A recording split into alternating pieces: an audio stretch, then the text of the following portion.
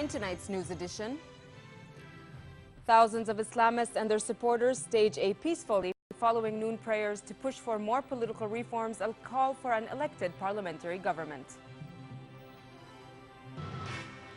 At least 5 Palestinians are wounded in clashes with Israeli police at Al-Aqsa Mosque in Jerusalem, and Jordan condemns Israeli troops storming the holy shrine and attacking workers. And the Turkish Prime Minister warns Damascus in the wake of Syrian shelling of a border town that testing Turkey would be a fatal mistake.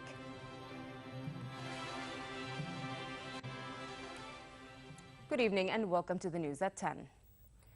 Thousands of Islamists and their supporters staged a peaceful rally at Al-Husseini Mosque following Friday noon prayers, marching from the mosque all the way towards Nakhil Square in downtown Amman. The mass rally, dubbed the Friday to Rescue the Homeland, was organized by the Muslim Brotherhood to push for more political reform and to demand an election law that meets the aspirations of the people. Participants called for fighting corruption and holding corrupt officials accountable. They voiced opposition to the current election law and urged for an elected parliamentary government that could achieve the needed economic and democratic reforms in the kingdom. Head of the Muslim Brotherhood, Sheikh Hammam Saeed, said the dissolution of parliament was not enough. He affirmed his party will not go back on its decision to boycott future elections under the current political system. Security forces were mustering in the area surrounding the Husseini Mosque and managed to prevent scores of youth from attacking the participants in the march.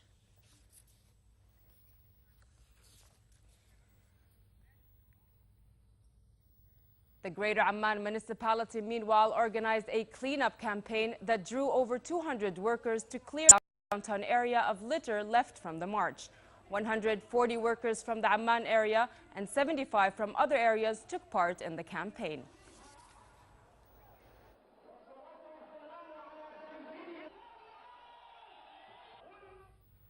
At least 5 Palestinians were wounded in clashes with Israeli police at Al-Aqsa Mosque in Jerusalem following Friday prayers. 2 photographers were among the injured.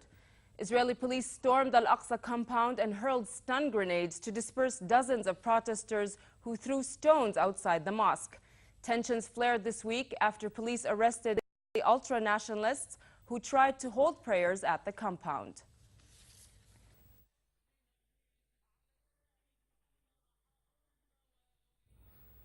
Jordan strongly condemned Israeli troops storming Al-Aqsa Mosque today and attacking worshippers.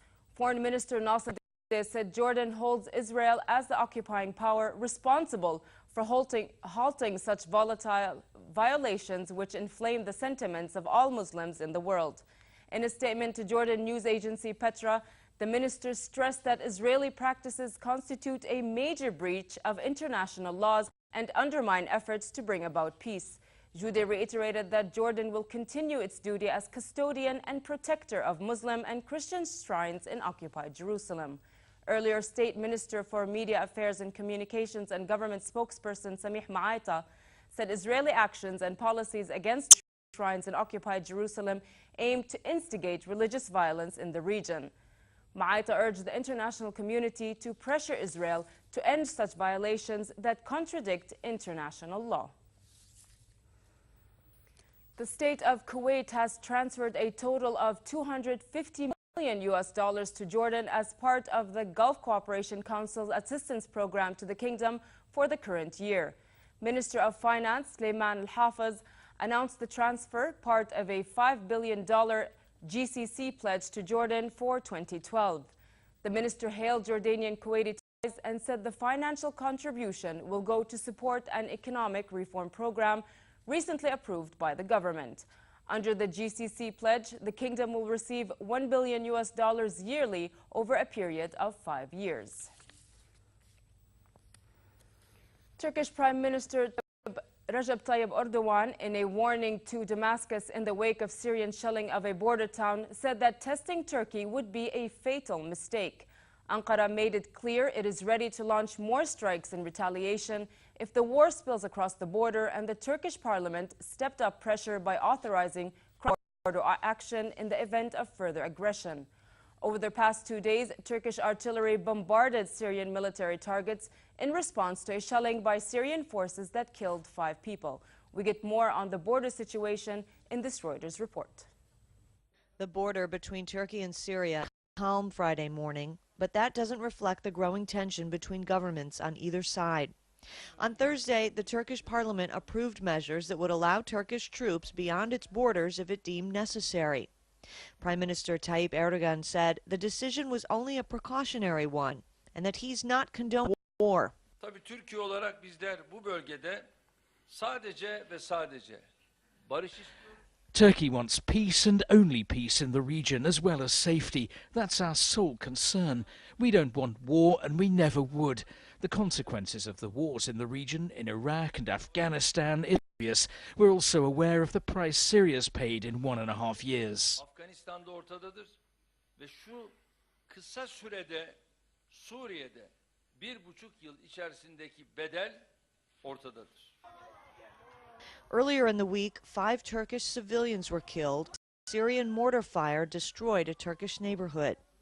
And although Turks had voiced widespread support for retaliation for that incident, fears of greater military involvement in Syria's civil war prompted thousands of Turks into the streets of Istanbul for an anti-war protest. Activists say some 30,000 people have been killed in Syria since the uprising against President Bashar al-Assad began over a year ago. As Erdogan made his statement, Russia appealed to Turkey to stay calm and avoid any action that could increase tension with Syria. A statement by the Russian Foreign Ministry hoped the Turkish side will show restraint and will not take any steps that would lead to further aggravation of the situation in the region. Meanwhile, the Syrian National Council condemned the shelling of the Turkish town and said the Syrian government must be held responsible for the casualties. The Syrian regime should be held responsible for the consequences of the mortar bomb that was fired from the Syrian side of the border to Turkey, not the Syrian people. We are deeply sorry for our Turkish brothers and sisters who lost their lives and for the casualties caused by the regime. On the ground, Syrian rebels say they have captured an airbase with a cache of missiles outside Damascus. Unofficial video showed dozens of anti-government forces dressed in army fatigues celebrating as black smoke rose from the military installation. The assault on the base is said to be carried out by a rebel battalion from the town of Duma. And in eastern Damascus, rebels said they captured an officer from the elite Republican Guard and provided footage of the man.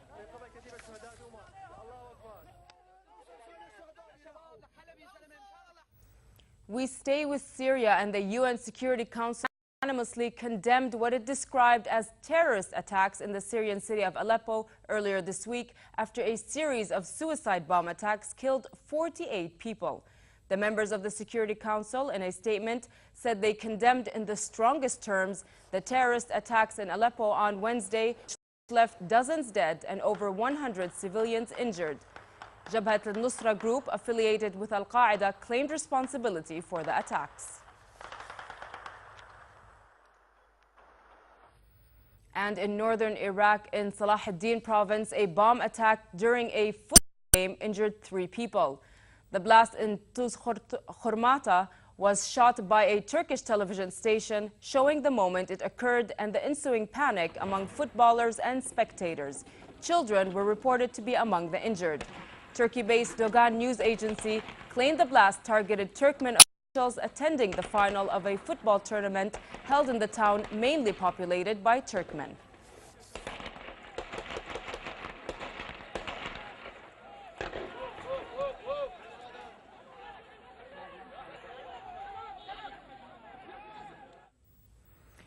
The U.S. presidential elections just over a month away, President Barack Obama and challenger Mitt Romney are working to solidify support of U.S. voters, especially those with economy on their minds. So far, Obama has survived months of lackluster reports on the nation's unemployment, with little effect on his approval ratings.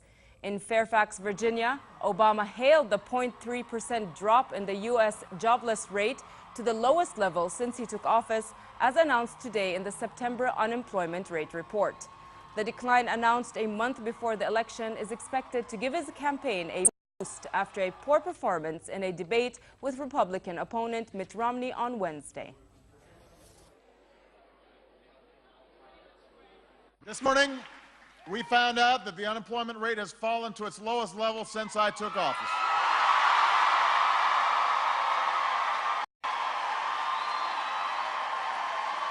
More Americans entered the workforce, more people are getting jobs. Now, every month reminds us that we've still got too many of our friends and neighbors who are looking for work. And there are too many middle-class families that are struggling to pay the bills. They were struggling long before the crisis hit. But today's news certainly is not an excuse to try to talk down the economy to score a few political points. It's a reminder that this country has come too far. Turn back now. The remains of a well-preserved mammoth was discovered by an 11-year-old boy near a remote weather station in Russia's Arctic. The boy Zenya Salander informed his parents about the discovery, who in turn told scientists from the local weather station. But getting 30,000-year-old remains of the mammoth out of permafrost proved to be quite a challenging task. The job took excavators a week to complete, using both traditional instruments, such as axes, picks, shovels, as well as steamers to thaw thin layers of permafrost. What fascinated the scientists, not only finding bones, but also discovering pieces of skin, tissue, fat, and internal organs. Scientists are hoping the discovery will answer the question of why mammoths were hunchback.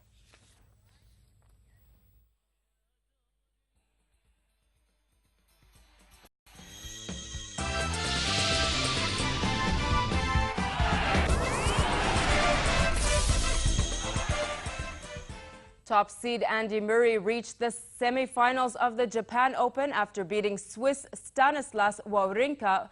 Murray attacked the Swiss from the start, sealing a double break after chasing down a drop volley and whipping a superb lob into the corner, comfortably putting away the subsequent smash opportunity. Although 7th seed Wawrinka fought back and took the second set, normal service resumed in the decider and Murray won it with 2 breaks. With his 3-6, 6-2 win, Murray now faces 6th seed Milo Raonic of Canada.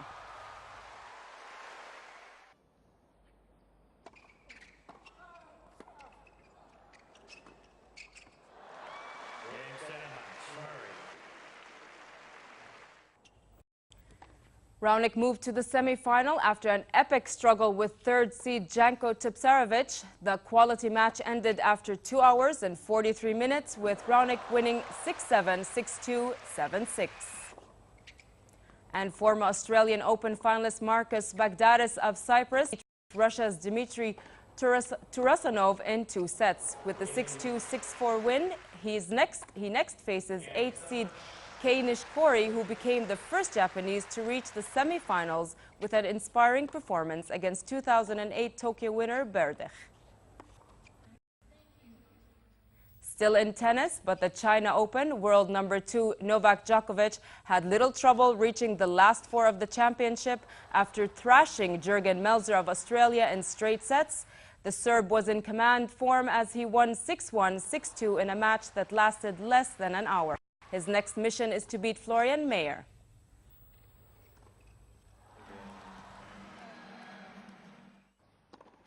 And in the other semi-finals, Feliciano Lopez of Spain ousted American Sam Querrey to set a meeting against Joe Wilfred Tsonga. The match ended 4-6, 6-4, 6-4.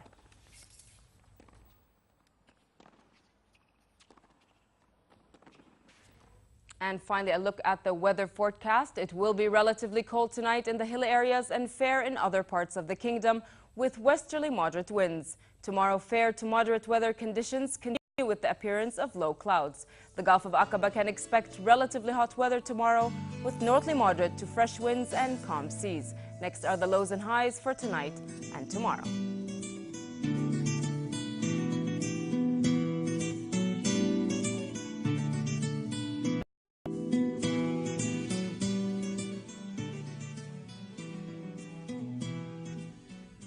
To end the news, here's a reminder of our top stories.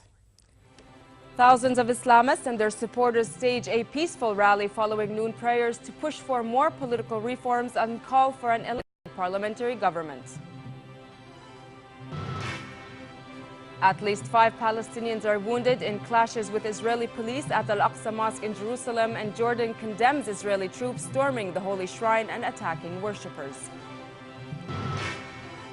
And the Turkish Prime Minister warns Damascus in the wake of Syrian shelling of a border town that testing Turkey would be a fatal mistake.